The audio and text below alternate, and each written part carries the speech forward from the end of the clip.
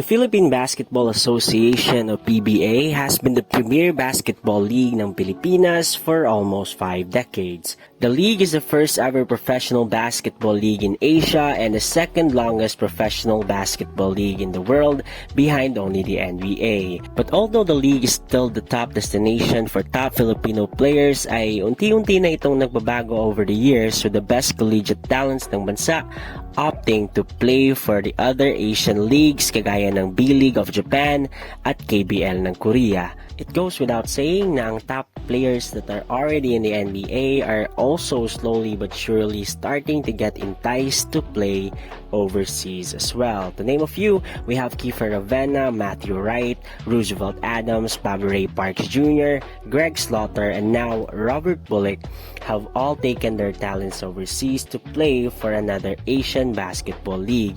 Moreover, nowadays, aside from a Manila Clasico, Conference Finals, o Barangay Ginebra Games ay kapansin-pansin ang pagbaba ng audience viewership as seen in the live games aired on TV na napakaraming vacant seats live na nanonood sa mga regular season games at kahit minsan sa playoff games.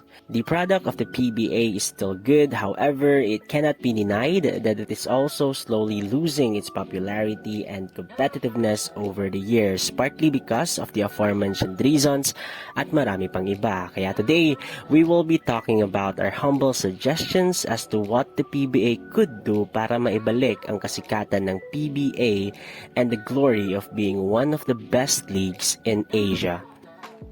Pero bago ang lahat, kagaya ng palagi, let me first make 3 things clear. Number 1, this is an opinionated content, which means you may or may not agree with some of my opinions, and if you happen to disagree, leave a comment down below and we will talk about it. Number 2, this is not a shot to the PBA, but rather a humble suggestion from a fan who also wants to see the league thrive and live up to the name of being the first ever professional basketball league in Asia. Moreover, I know that all the things which will be suggested here is going to be easier said than done, but nevertheless, it wouldn't hurt for the league para tignan ang mga posibilidad of the following para sa kapakanan ng liga. Number 3, if you like this type of contents, make sure that you like this video, subscribe to this channel so you will be updated with our future uploads. And with all of that out of the way, let's begin. Number 1, make the PBA teams community-based. Among all the other suggestions here, ito agad ang pinakamahirap na gawin with all the things that needs to be considered para mangyari ito. But I believe that the PBA's in-game attendance will surely benefit from this, as this allows every team a solid fan base and a loyal sixth man in the home court crowd. The home and away format will surely add a new dimension to the game to make it more interesting.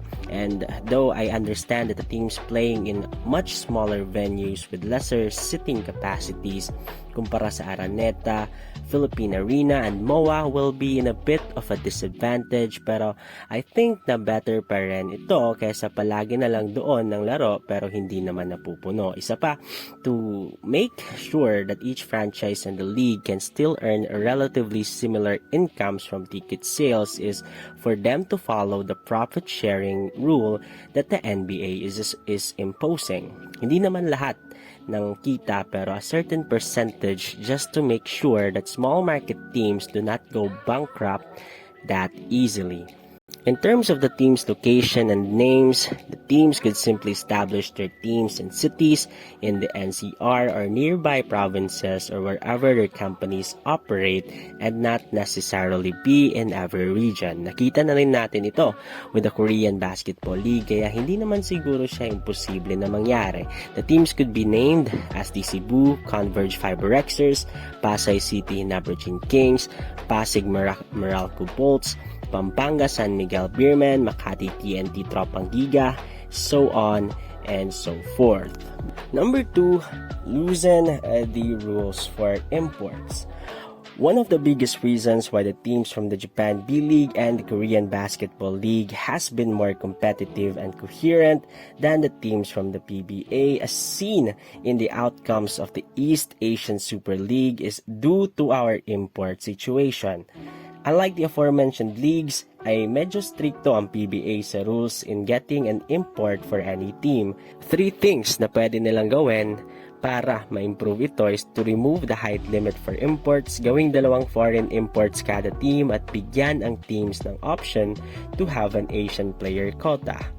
Unang-una, the league could level up its competitiveness if they are able to play with more than 1 foreign players on a nightly basis. Locals will have more opportunities to improve their skills alongside and against skilled and talented foreign players, while the league will improve its competition and possibly even attract more fans in watching a more exciting and competitive games that the league could produce. Nevertheless, para rin hindi masapawan ng mga Filipino players ay pwede pa rin namang mag-set ng restrictions just like imposing a height limit on one of the imports like 6'6" and none for the other. Pwede rin natin gayahin ang rules sa KBL kung saan dapat isang import lang ang nasa loob ng court at all times. In terms of the Asian player quota ay depende pa rin naman sa team kung gusto nila kumuha o hindi na. But it will create a different dimension to the teams and possibly attract foreign audience as well, gaya ng ginagawa nila Bando, Abarientos, Kai Soto, Dwight Ramos para sa KBL at sa Japan B-League. Number 3, only do 2 conferences a year. One way to make sure na hindi masasapawan ng mga local players is having an all-Filipino conference, which is why I believe na okay pa rin naman na ipagpatuloy ito ng PBA for the continued growth and exposure of each of their local players. However, with that being said, I believe that 2 conferences would be enough for every year. Isa for the All-Filipino Conference and the other is with the said imports. This will not only give the players enough time to rest and heal for their injuries during the off-season, but the problems with the FIBA tournament conflicts can be resolved. Number 4, lower the age requirement for players who want to be drafted. With the current PBA rules, a player must be at least 22 years old on the day of the draft, habang currently in the NBA, age requirement for a player to enter the draft is 19 years old. Habang sa Europe naman ay ang players are able to go pro even before they turn 18 years old. Sa ganitong paraan ay they are able to develop their young talents in a very young age in order for them to be molded to either be the face of their league or a prime candidate to pursue an NBA career. But although I don't think na dapat gayahin ng PBA ang European leagues, I just think that we could learn from their patterns in a way. Kahit naman gayahin na lang natin ng PBA na 19 years old o di kaya 18 years old ay pwede na magpa-draft, it will definitely open some doors to the possibility of having a future Luka Doncic-like player na galing sa Pilipinas. And last but not least, number 5, impose a more inclusive and more effective salary cap.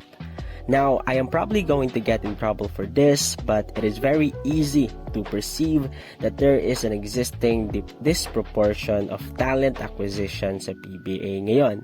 And I believe that this is something that an inclusive salary cap can somehow avoid.